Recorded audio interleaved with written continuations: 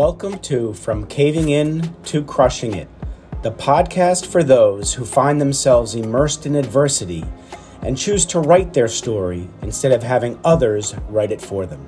I'm Drew Durrani, and I'm your host. Andrew Darlow, so good to see you, my friend. Thank you. It's great to be here, Drew. So I always thank the individual or individuals, or whether it's a networking event, I always like to thank the entity that introduced me to my guest. And this one was interesting because I had to look back at my records, and Andrew Darlow and I met in a breakout room in March, on March 7th of 2024. And the host of that breakout of that event was Sajad Hussein. So I will thank Sajad for that indirect introduction to Andrew Darlow for hosting that event. So I wanted to get that out there because I always like to see how I meet somebody, because there's always a good reason why we ended up in the same place at the same time, and it's always fruitful to follow up with that kind of stuff. So, and my audience knows this. Whenever I start out this podcast, I always discuss how when we're young, we're taught something. We're taught, and it's not malicious. We're taught that, if we do things a certain way, that linear life, that linear path, if we do A plus B plus C equals D, do it in that order, D is going to happen. And for the most part, life is linear until it's not, right? Ultimately, at some point, there's an external circumstance that gets in the way of one of those letters and kind of derails that straight path. And now we're living a circuitous route. And when that adversity is in front of us, some of us see it and some of us don't. For those who see it, some of us choose to do something about it and some of us don't. And with that, I believe there's three types of men out there. I believe there's man number one, who's got a ton of blind spots, has no clue what's going on in his life. He's just doing what people tell him to do, going on autopilot, and on his deathbed with no changes. That's it. Nothing special. And then there's man number two, who's got a heightened self awareness. He sees that adversity in front of him, yet he looks at it and says, that's a barrier. I'm the victim. That's life doing it to me. He plays the blame game. He says, life is what it is. I have no control. Goes through life the same way. Nothing changes. And on his deathbed, he's got a ton of regrets because he realized that he could have done something. And then there's man number three. That's Andrew Darlow. That's the men and women who I have on this show. Man number three has even more heightened self awareness, sees that adversity, and says, man, I'm sick and tired of being sick and tired. That's not a barrier. That's an opportunity. That's life doing it for me. I'm going to take this adversity on and do something massive, massive action. And on the other side, I'm going to be a stronger man. So I ask you, Andrew, reach back as far as you need for that defining moment, whether it was the tap on the shoulder, the whisper in the ear, like what I needed, two by four upside my head, that shifted you Mm. from the man you used to be to the Andrew Darlow we're talking today, and what's made you a stronger man, and how you utilize that in your personal and professional life. We'd love to hear your story, my friend. All right, thank you. What a wonderful question. So I would say it happened at about age 17 when I was presented with an opportunity to apply for a scholarship to live and study in Japan for a whole summer right after high school. Mhm. So I had a wonderful advisor for a group that I was in, and I applied and I received it, and I went off to Japan, 18 years old, into another home in another country, and they took me in sort of like a baby, and I had a wonderful homestay brother and sister Wow. and mother and father. And I went to Japanese high school and they took me, both my homestay parents took me to wonderful cultural places, Wow. Buddhist temples, Shinto shrines. There was an amazing Silk Road festival at the time, which showed the whole history of the Silk Road. And I can't say enough about that experience. It changed me in so many ways because to know that someone else would open their home and their heart to me Yeah. was major. And then it also helped me to build more self-confidence because now, like for example, I had to get in front of a whole classroom on multiple occasions when my English was translated by my homestay father, and I had to speak in Japanese and address an entire So, auditorium. So all right, so now you're speaking Japanese to a Japanese audience and you're kind of testing out how fluent you are in Japanese. What was the reaction? It was quite good. In fact, my homestay sister said later that the teachers were telling the students, Andrew's only been in Japan for like 3 weeks and he's speaking Japanese this well. It was kind of funny. I didn't know Japanese that well, but I could read the phonetic romanji, as they call Oh it. my I gosh. could get through it. So when did you start learning it? Out when you were in Japan, that 3 weeks, and you said you were 17? First, when I was 17 is when I first learned about it. And then when I was there, I had just turned 18. 18. And so I was 18 years old when I Wow. was there. And as far as learning language, they have this wonderful series of books, which Right. they probably still have them today. It's Yeah. called Japanese in 10 Minutes a Day. And they have stickers that you Okay. put on things all around your home. And it really helps because every day you look at something and maybe you're looking at the toilet. It's toy day. So things like that. And you learn step by Um, step by step, yeah. at least some of the vocabulary. And then we had a crash course in at the University of Washington Mhm. for like a day or two, maybe three. Oh, And so we wow. learned some of the manners and some Good for of the you. things like that. So funny. I learned the manners, Yeah.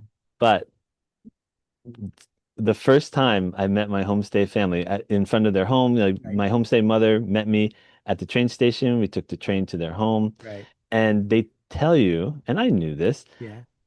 Japanese people don't wear their shoes in the home, so you're supposed to take them I off. learned that. Yeah. Okay. But I guess I was nervous, so right from the very second I walked in, I stepped right up on the main part of the house, and it was like, oh my goodness, what am I doing? Anyway, little fun things like that Well, happen all the time. well, tell me the biggest cultural difference from what you were accustomed to in your first 17 years and then when you stepped on foot in Japan and were there for a few weeks. What was the biggest difference culturally and how did you adjust?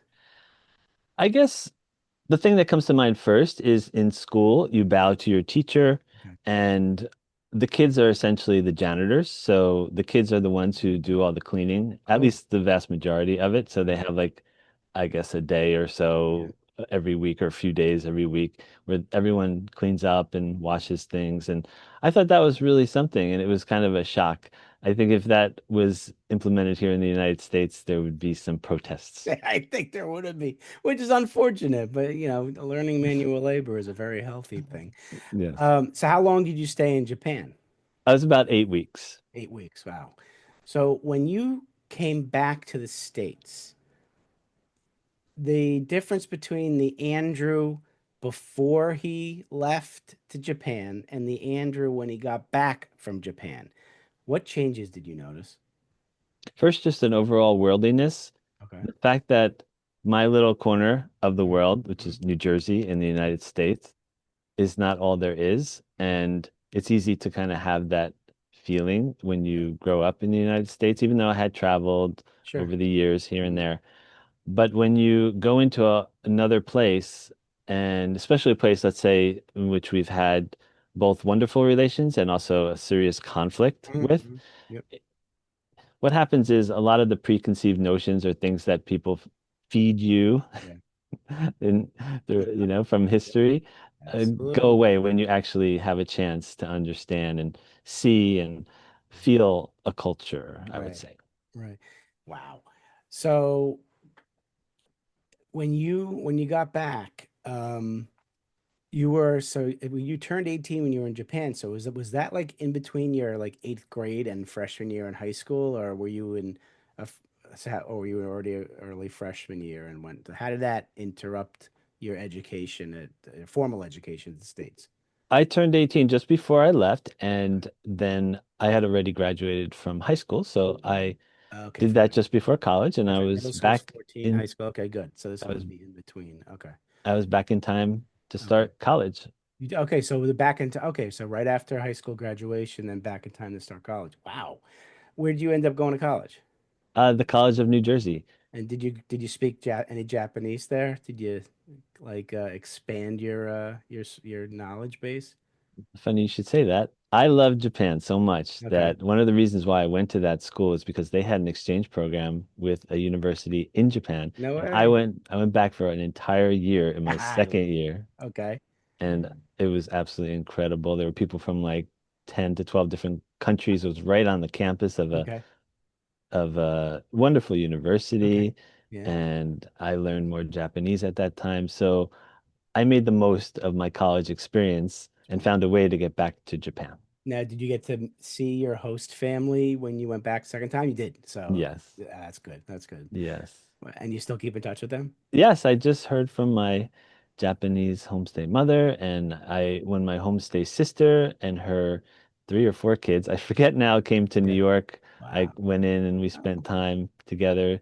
That's So beautiful. it's been nice to stay in touch. That's beautiful. It's like an extended family. So Yes. when you came back and what did you study in college? What was like your Uh, main?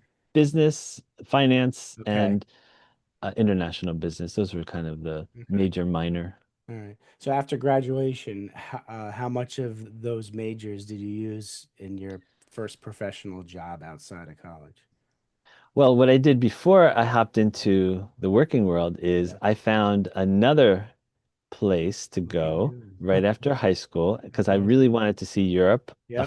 affordably if I could. Yeah. Yeah. So I found an international university in Heidelberg, Germany, and I went there for 4 months. No way. Oh And I my had God. the best time. And I got a Euro pass Uh-huh. and visited wonderful places from France to Switzerland, Wow. Prague and Hungary, and all kinds of fun places. So it was amazing. And if I hadn't gone to Japan Yeah. the first time, I probably wouldn't have gone the second time, and I probably would not have Wouldn't have gone gone to Europe. to Europe. That's amazing, man. And most people have all that stuff on their bucket list and then they die before they fulfill it. So Mm. you've done all that stuff. So that's wonderful, man. That probably shaped you as a more well-rounded man than would have if you hadn't ventured out. So what was after you did that 4 month stint Mhm. and then you hit college and graduated college, what was your first taste of employment? Well, I wasn't that excited about working for a bank Yeah. or some big company on Wall Street. So it happened to be my grandfather had started a company about 100 years ago in the printing industry, and Oh my wow.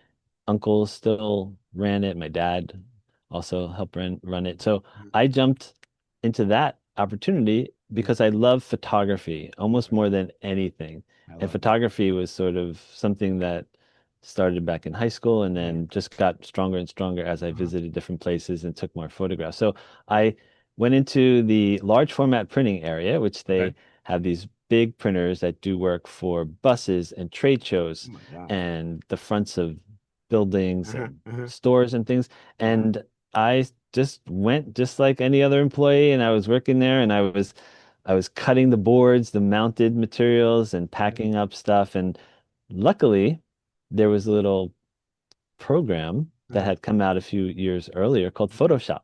And so I know. All right. I jumped in, learned Photoshop, and then somehow, just like you said earlier, when we were talking, like things sometimes just happen and you don't know why they happen. But someone brought in a job and we ended up renting some digital photography equipment, which was like Okay. brand new at that time, Okay. that whole idea of high quality digital photography. And I helped out. And I had been studying photography quite a bit.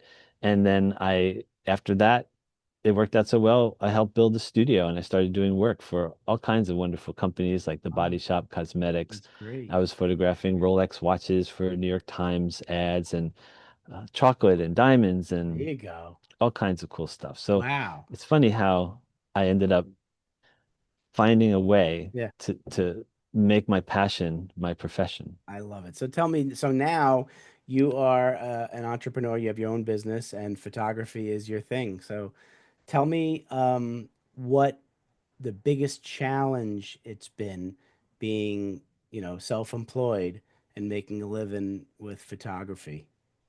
I'd say because I've really focused on training and helping people to organize their photography Yeah. to make wonderful prints and backup, it probably hasn't been quite as challenging as many people experience if they're wedding photographers, portrait photographers. I mean, there's a lot of opportunity there, but I feel like because I found a niche, it's been probably a little bit easier for me even throughout the pandemic Right. to help people over Zoom and things like that Okay. to organize their life and to make books and to make wonderful prints and then to Yeah. protect through automated backup and all Ah, kinds of fun stuff related to okay. backup. So that's sort of been my focus, even though photography has been such a big part. Right. I have tens of thousands of images. I've sold my work over the years. I've had exhibitions, Uh-huh.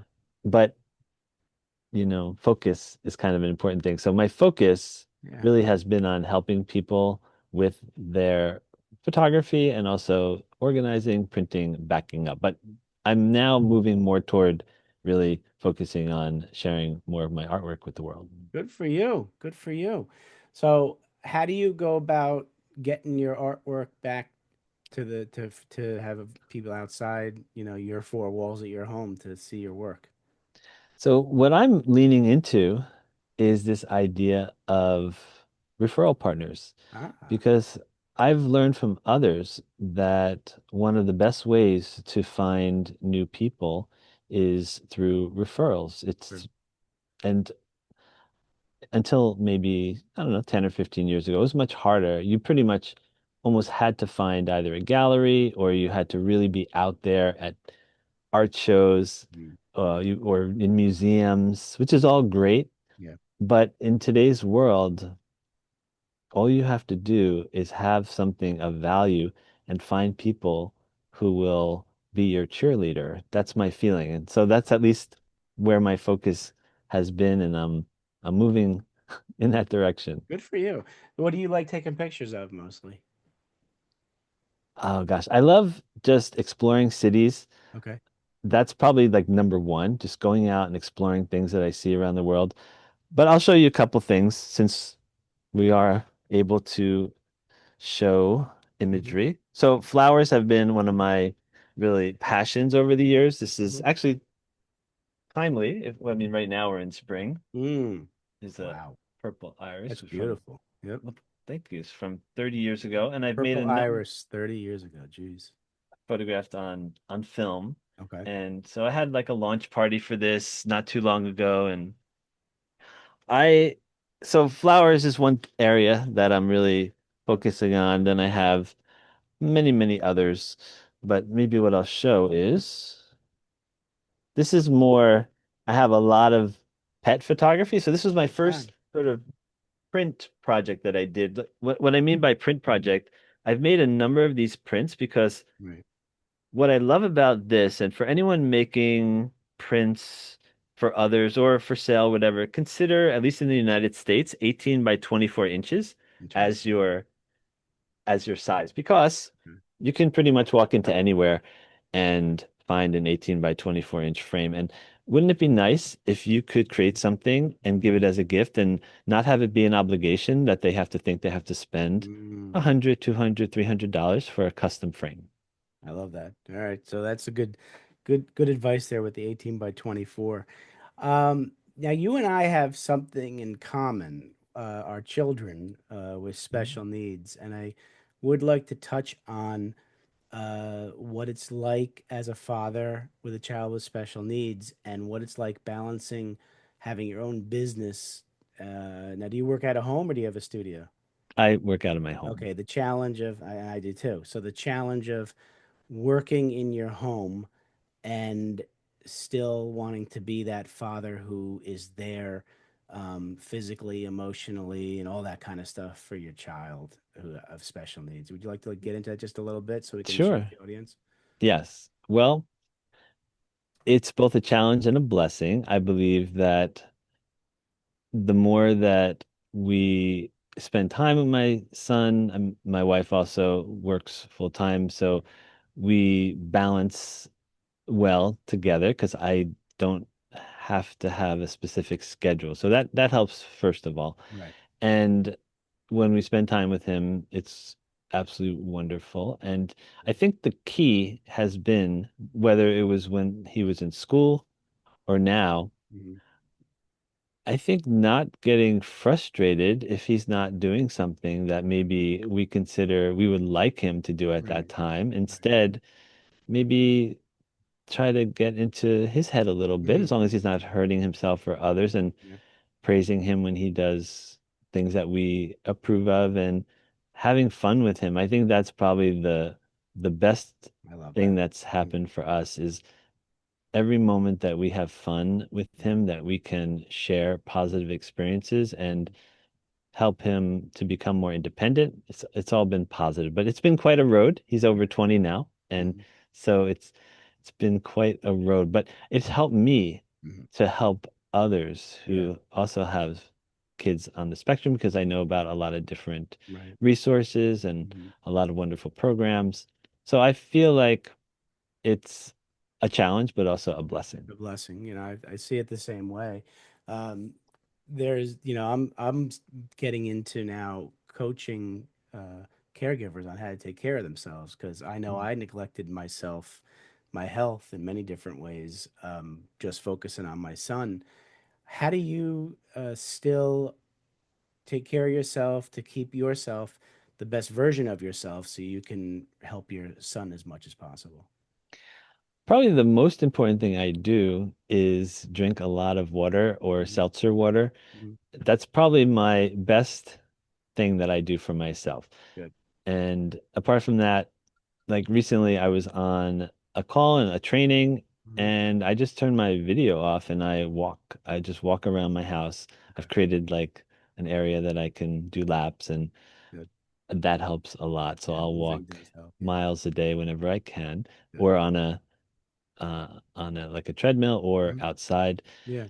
So that's all very helpful. And then fitting in sleep, that's important. It's not always Yeah. easy to get the sleep when I want to, but Mhm. sleep has been really important. It helps me so much. And there have been books on sleep. There have been people who talk about sleep. So I don't have to say why sleep is important. Right. It just Right. is. Yeah. So the key points: drink a lot of water, move your body as much as possible, and get some sleep. That's definitely good self-care. Yeah. Is there anything else you'd like to share with the audience that we haven't touched on yet? Well, sure. If I can talk about my little PSA that I Yeah, created. give me your PSA. So I did this, I don't know how many years ago. So I channeled my frustration into a PSA. And I think anyone can do this. All it is a hashtag. And the hashtag is first day light check. If you put that into any of the major social media channels, you will see my PSA, which basically encourages people on the first day of every month to check the lights on your vehicle, front and back. Okay. Because if one of your headlights is out, that's bad. But imagine you're in a dark place and you want to make a turn and your second one goes out. People can no longer see you. Right. Or if you're coming, even worse, if you're coming straight and Right. someone else wants to make a turn, Mhm. think about the other person. Yeah. Yeah. If they can't see you, because roads, for the most part, Yeah. at least in the United States, are dark, Yeah. pitch black. Right. So imagine you now could potentially hurt someone else just because you did not look at whether you had a light out, and that could be front or back, Mm. but it's often overlooked. And I sometimes do a test, and I figure it's 10 to 20% of all cars have at least one headlight out. Yeah, and we wouldn't know unless someone tells us or unless we check, like you said. For that Yes. to be your PSA, has had something happened to you or somebody you know to make that like feel so important as something you had to get out? It's just frustration. Yeah. Every time I saw one, it was like another, Mhm. what is that? The Chinese saying, death by a thousand I think I know what you mean. I something, don't like know. Chinese water torture, Yeah, if you yeah, will. yeah, yeah, yeah. So I just had enough. I was like, I have to do something. And so, but then I realized I was even, I would say, put onto another level Yeah. of wanting to share this when I mentioned it to someone outside of a restaurant that we Yeah. sometimes go to, Yeah. and it was in the parking lot. I said, "Oh, by the way, I noticed one of your headlights is out. Safety first. You may want to just check it." And I like to go to this place Yeah. sometimes, or you can just go into YouTube and put your car model and the word headlight replacement so that Yourself. you don't have to pay someone else. Right. And then about a month or two later, I walked in and he was the maitre d', and he said, "You know what? I really appreciate that you told me that, and I had my headlight changed." That's awesome. So you know what? You don't know how many lives you may have saved, and and him too for listening. So good That's for right. you. Um, the audience certainly has captured the essence of Andrew Darlow, and you got to get in touch with him, folks. If not to have him, buy his photography, just to meet him as a great human being. Uh, Go on LinkedIn and just put in Andrew Darlow. You'll find him very easily. And or his website, he's using backup, BACKUP.FM. But get in touch with Andrew. Andrew, very interesting man and a very good human being. Before we finish, I got two questions for you. All right. So visualize you're sitting in your happy place and you're sitting down with young 7 to 10-year-old Andrew, and you want to give him advice about life. What are you going to tell him? I'm going to tell him that it's not all about things and money. I remember when I was young and just starting to learn how to read, there was this comic book called Richie Rich. Yeah, I Now, love one him. part of it was all these amazing things this boy had, and Yeah, so that was kind of alluring. But then he also helped people. So I would say to myself, it's not about the things, it's about the people and how you can help others. And obviously, you have to live and you should enjoy right. your life, but it's not about the things. Love that. All right, so switch gears. Now you're sitting down with young Andrew, the young entrepreneur, young businessman, and you want to give him advice about business. What are you going to tell him? I'll probably also tell him it's not about the things, but I'd also tell him that the more people you can help get what they want, this is not anything new. I think it goes back 5,000 years, and Zig Yeah, Ziglar right. is known for saying it. The more people you can help get what they want, Right. the more things you will receive in life. And I've seen it over and over and over again. So that's what I would tell him because I didn't really learn gratitude probably until I was a little bit older than the Yeah, time you're bringing me to. So right. gratitude I love and what I just mentioned. it. I love it. Thank you very much. Very good advice. So, Andrew, I want to thank you for coming on, also for coming into my life. And it happened for a reason. We're going to keep in touch, especially with us having similarities with our children. Keep doing what you're doing. You're a wonderful human being, and the world is a better place with you in it, my friend. Thank you, Drew. I think what you're doing is wonderful. I can't wait to listen to more of the people you bring into the world for us. Absolutely. Absolutely. Everybody out there, please take care of yourselves. Thanks so much for listening. If you enjoyed the episode, please subscribe and give us a review to help others find it. I'd like you to answer this question. Are you living the life you want to live, or are you living the life others want you to live? I'd like you to think about that for a second, because I strongly suggest you live the life you want to live. If you want to learn more about what I stand for and my services and how I'm able to help many men get out of their own way, please go to my website at www.profitcompassion.com. Feel free to also email me at drew@profitcompassion.com. I'd love to have a conversation with you. Take care of yourself and choose to write your own story instead of letting others write it for you.